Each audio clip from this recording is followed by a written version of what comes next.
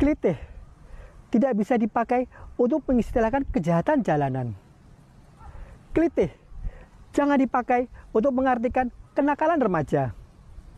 Tepatnya, kelitih disebut penganiayaan berat.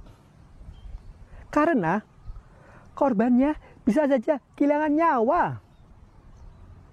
Makanya, kelitih bikin Jogja resah. Sultan minta proses hukum tanpa pandang umur. Pihak berwenang gercep menjerat pelaku dengan pasal penganiayaan berat, yaitu pasal 170 KUHP tentang pengeroyokan, pasal 31 KUHP tentang penganiayaan berat, pasal 2 Undang-Undang Darurat Nomor 12 Tahun 1951 tentang membawa senjata tajam, pasal 80 ayat 2 junto pasal 76C Undang-Undang Darurat Nomor 335 Tahun 2014 tentang perlindungan anak dengan ancaman pidana 5-12 tahun penjara. Kelitih tidak bisa ditolerir karena sudah murni tindakan kriminal. Gimana? Bener gak? Ketemu lagi dengan saya, Harmostani, di kanal YouTube 2045 TV dalam acara Ada Rame-Rame, Mari Obrolin, dalam perspektif PHK, politik, hukum, dan kriminal.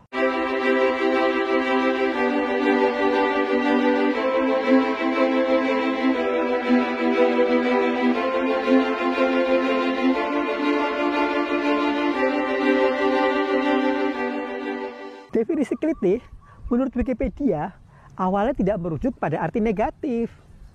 Secara harafiah berasal dari bahasa Jawa yang berarti aktivitas berkeliling keluar rumah tanpa tujuan jelas untuk mengisi waktu luang. Namun pemaknaan kelitih berubah. Kelitih memiliki kepanjangan keliling golek getih atau keliling cari darah, yaitu fenomena penganiayaan berat menyerang korban secara acak di jalanan menggunakan benda-benda tajam. Penyebab penganiayaan berat terus berulang karena penegakan hukum tidak menemukan efek jerah. Kasus kriminalitas ini pelakunya kategori anak-anak, membuatnya kerap mendapat hukuman ringan. Polisi dilemah, tidak bisa bertindak tegas karena mereka masih di bawah umur. Akhirnya diversi penyelesaian perkara anak di luar pidana. Tapi kalau sudah sampai membunuh, masa iya diversi? Kalau terus dibiarkan, masyarakat akan menganggap polisi nggak punya power. Akhirnya, berpotensi memicu ciptakan hukum rimbanya sendiri. Menindaklanjuti instruksi Sultan, secara terpisah, pakar hukum pidana UGM, Fatalibah Abar, menyebut Pemda DIY bisa memikirkan pertanggungjawaban pidana pada orang tua guna meminimalisasi aksi kejahatan penganiayaan berat oleh anak-anak di bawah umur. Walaupun konteks hukum pidana positif Indonesia hanya mengenal pertanggungjawaban individu dalam kekerasan, Pemda DIY bisa memikirkan perda untuk menuntut tanggung jawab orang tua terkait pengawasan anak di bawah umur dalam potensi aksi kriminal. Perda bisa berfungsi sebagai pengontrol karena orang tua memiliki kendali penuh terhadap anak. Mereka bisa dimintai pertanggungjawaban. Aturan bisa dibuat anak usia di bawah 17 tahun tanpa alasan yang jelas dan masuk akal dilarang keluar rumah malam-malam. Jika ini dilanggar, maka orang tua dikenakan sanksi sesuai batasan perda. Misalnya, diatur ancaman pidana kurungan atau pidana denda. Penanganan kejahatan penganiayaan berat tidak bisa bermuara pada masalah hukum saja. Pihak orang tua dan sekolah harus turut terlibat dalam pencegahan yang terintegrasi. Memutus mata rantai dilakukan dengan 3 media. Media pertama, aparat berwenang meningkatkan polis hazard, kehadiran aparat pada lokasi yang berpotensi menjadi tempat tindak pidana, dan patroli daerah rawan, serta meningkatkan frekuensi razia senjata tajam. Media kedua, sekolah mengimplementasikan program SETITI, Sekolah Anti Kelitih, melalui monitoring dan pendampingan perilaku dan psikis pelajar.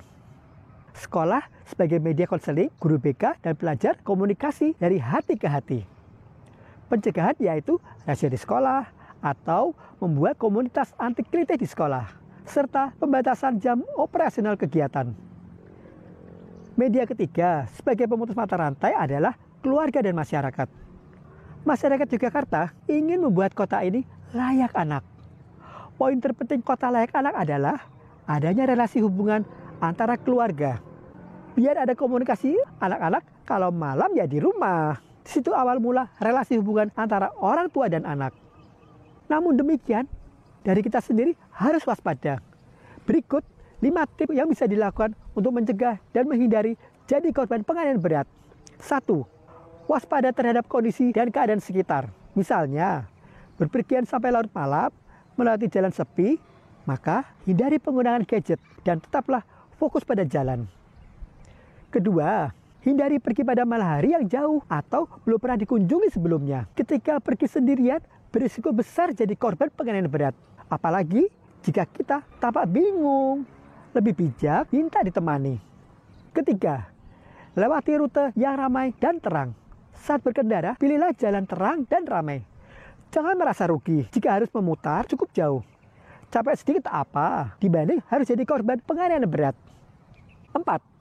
Pada saat berbahaya, namun tak ada pertolongan, cara satu-satunya lewat ponsel. Gunakan fitur speed dial untuk mengabari keluarga atau teman dengan cepat. Pastikan ponsel dalam keadaan siap, termasuk baterai dan kuota. 5. Jika penjahat penganiayaan berat mengincarmu, persiapkan benda-benda untuk berjaga-jaga. Misalnya, semprotan merica, payung, dan lain-lain. Tapi, jangan membawa senjata tajam ya, karena bisa saja Anda sendiri yang dituduh pelaku kelitih.